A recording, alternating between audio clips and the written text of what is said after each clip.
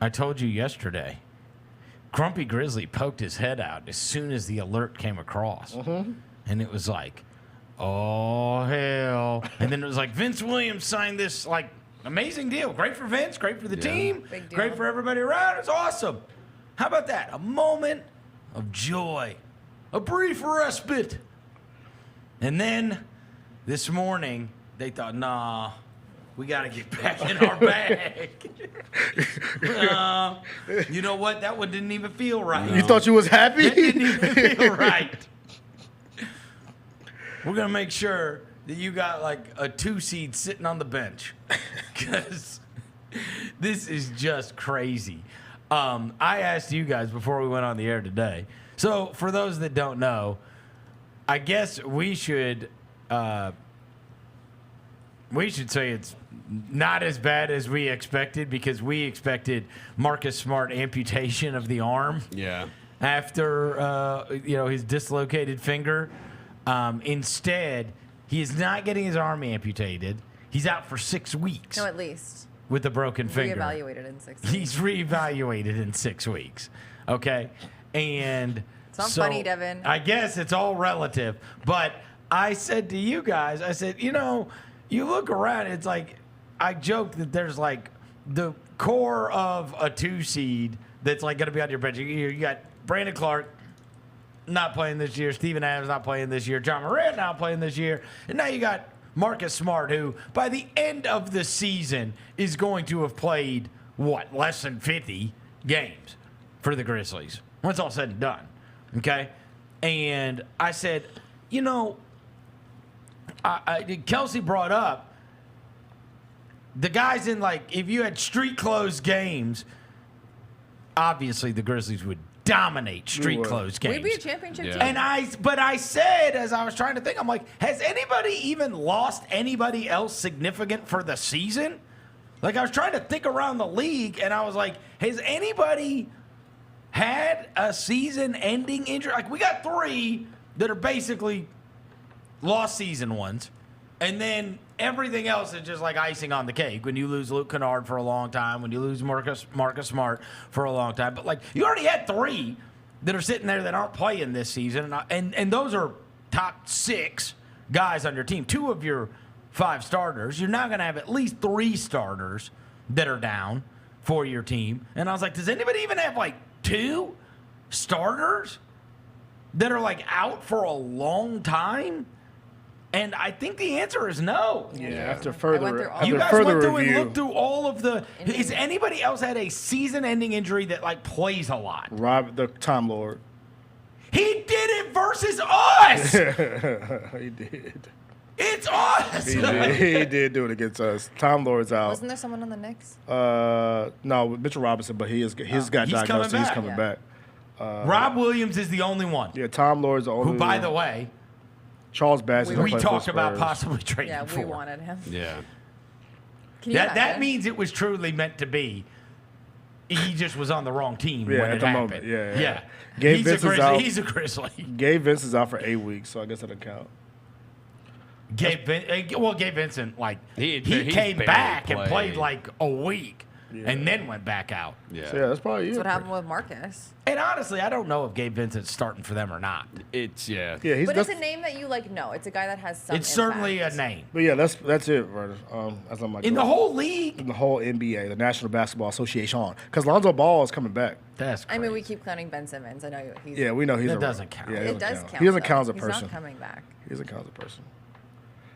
But yeah, that's probably it. Let's see. Yeah, I'm almost done scrolling. Yeah, there's nobody else. In the whole league? Our injury report is like this long. Everyone else is like one little line.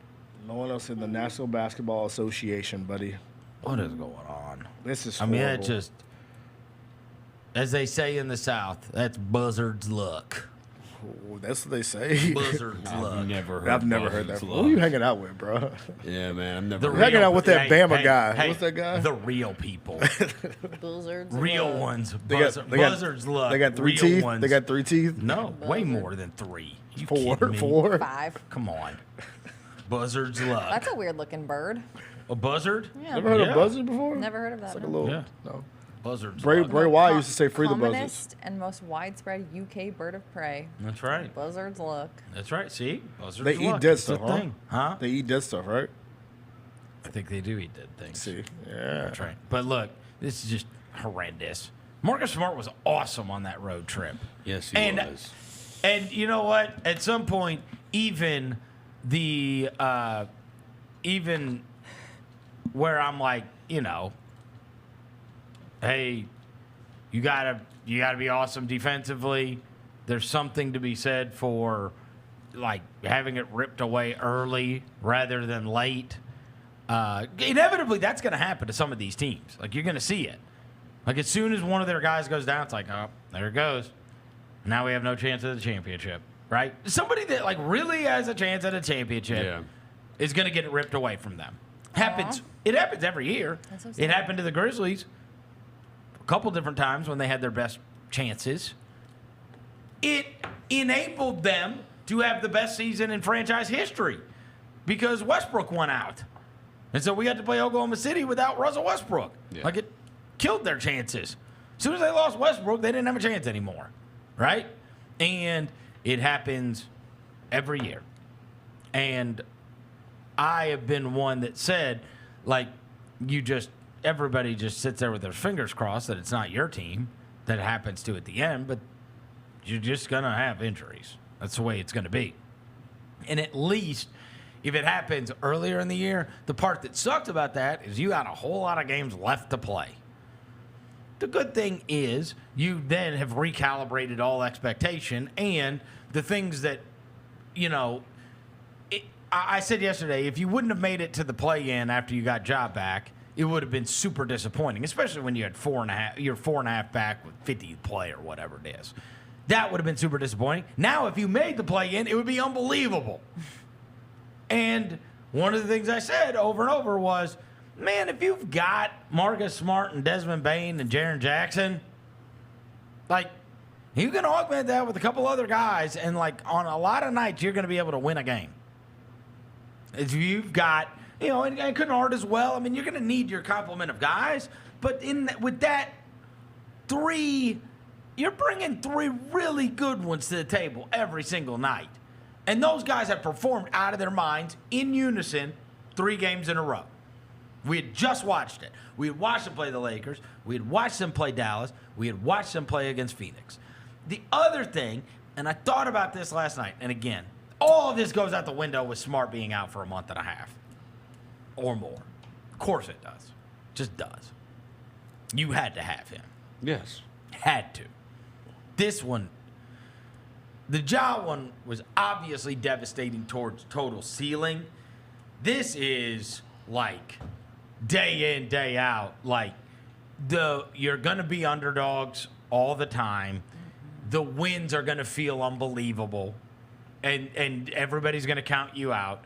And then the losses are gonna be like, it's not the end of the world, right? Because I mean, what were we, you know? What do we expect in the right? first place, So that you actually get into this weird mindset as a fan regarding that. But you also want the games to be able to be fun. Yeah, On a bro. regular basis, and not having him kills you. The Chris Vernon Show, presented by Caesars Sportsbook, live weekdays at noon